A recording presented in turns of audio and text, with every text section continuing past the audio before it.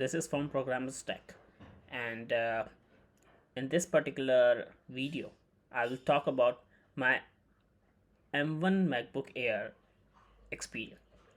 So I started with cons. So the first con that I was having, so most of the user have this particular problem, and some of the user not have. So the first issue is tight hinges. So in my MacBook Air, I got tight hinges. So now I'm not able to actually lift up my lid with one hand. I need to put my second hand. And the same issue with closing the lids. I'm not able to actually do it with my one hand. I need to put my second hand. So this is the issue. This is little tight, and this is like I think manufacturing defect that is having with MacBook Air. And I also have separate video on that. If you want, actually I will actually put this particular link in description. You can definitely go and check out. And the second issue is storage. If if you're actually wanted to purchase the 256 gigs or base variant of M1 MacBook Air, you will definitely gonna regret, because it is also only having 256 gigs of memory, and this is not enough.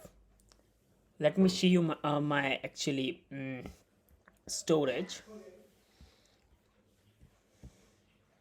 So in this particular Mac model, right, I am getting around 204 GB of memory, storage, and this storage is not sufficient if you are installing some bigger applications, and if you are installing actually downloading some movies and all these things. This will got like this will go very crazy, and you need to buy new storage for M1, which is not at as much fast as MacBook Air internal SSD.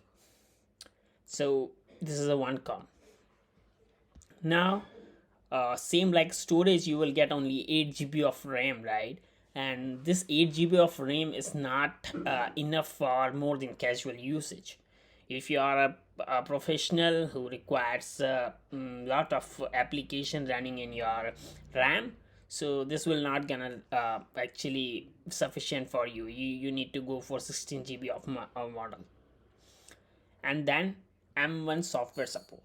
So most of the applications are supported either via natively or either via Rosetta, but still there are some applications which is not supported yet, like Docker and all. So you need to see what are the things that are not supported. You will definitely go check out on internet, and you will do some research on it. But there are some applications which is required in software development space, but this is not actually supported yet in M1 chip. And the another one is port. So it is always a issue with ports with M1 Air.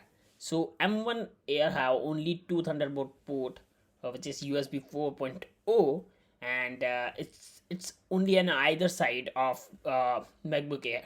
So if you are actually attaching dongle, which is like attached directly to your M1 MacBook Air, so you will not get actually use the another one, right? You another port. So this will be like you are actually missing one of the port. So this is something that only two Thunderbolt is also not sufficient for even casual usage. If you need to connect one monitor and you need to charge it with them, and you also need to actually attach your SSD, you will not do it. And now the monitor support. M1 Air have a problem that it can support only one monitor at a time. So these are some cons that I am having with my MacBook Air. But if you are actually happy with these cons, so let's begin our pros, right? First of all, build quality. Apple is always a peak of pecs of like building a good premium products, right? And this product is also follow the same hierarchy. So whenever you are actually got this particular model, right, or any MacBooks, right, you will never find an issue with build, because this build is so robust, and it's a single aluminum chassis, and it looks very premium. And yeah, Apple logo. Then we have macOS. So macOS, you already know that macOS is a premium OS with no bloatwares.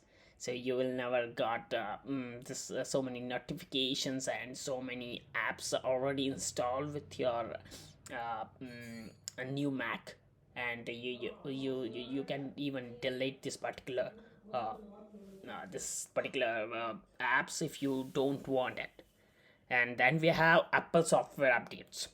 So Apple actually update their software, update their OS right regularly, and whenever they got some issues, that they actually try to actually solve it immediately. So you will definitely got so many updates, and if you are actually doing the update regularly, you will never got any kind of problems. Then we have security. Of course, we have touch IDs, so we can fill password immediately, and you will not need to type password for most of the things. And there are other security features that Apple supports. So it's like privacy and all these things, and of course no bloatwares. And then we have bright screens. So Apple, in this particular model, we got retina display, which is around 2K display, and you will never find like problem with having this retina display if you are not actually got like retina or 2K display. You will amaze how good looks, how actually it looks very premium and very high quality. So final verdict, is it recommendable? Yeah, it is, because the cons are not that much. And if I compare this M1 software support, right, so Apple is trying to actually get it resolved very soon, right? You will get updates, and even software companies like IntelliJ and all this, like also changing their softwares and building their softwares according to M1. So you will definitely gonna not regret in buying this particular model. And thank you. And if you are new to this channel, please subscribe and like if you really like this particular video. Thank you.